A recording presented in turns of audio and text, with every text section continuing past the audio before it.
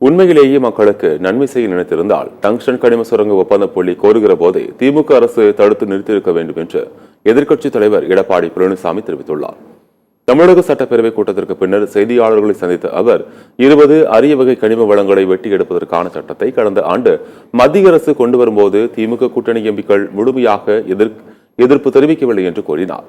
ஆரம்ப கட்டத்திலேயே கடிதம் எழுதியிருந்தால் டங்ஸ்டன் கனிம சுரங்கம் அமைக்கப்படும் ஏலத்தை நிறுத்தியிருக்கலாம் என்றும் மழுப்பலான பதிலை திமுக அரசு கூறி வருவதாகவும் எடப்பாடி பழனிசாமி குற்றம் சாட்டினார். திமுக நாடாளுமன்றங்கள் திமுக கூட்டணி அங்கமைக்கும் நாடாளுமன்றங்கள் இதற்கு முழுமையான எதிர்ப்பு தெரிவிக்கவில்லை. இந்த சட்டம் 2023 நாடாளுமன்றத்தில் கொண்டு வரப்பட்டு நிறைவேற்றப்பட்டது. அது மட்டுமல்ல, மற்ற கனிம வளங்களை மாநில அரசு எடுப்பதற்கு மத்திய அரசுடைய அனுமதி பெற வேண்டும் என்று தெரிவிக்கப்பட்டிருக்கிறது.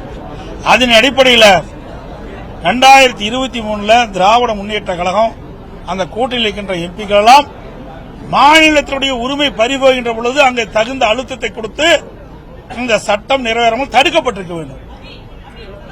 அதை சட்டத்தை தடுக்க தவறிய காரணத்தினால், அந்த சட்டம் நிறைவேற்றப்பட்ட காரணத்தினால் இன்றைக்கு மத்திய அரசு ஏலம் விட்டு அதை நடைமுறை பார்க்க இன்றைக்கு தனியார் நிறுவனத்திற்கு அனுமதி கொடுத்திருக்கின்றது.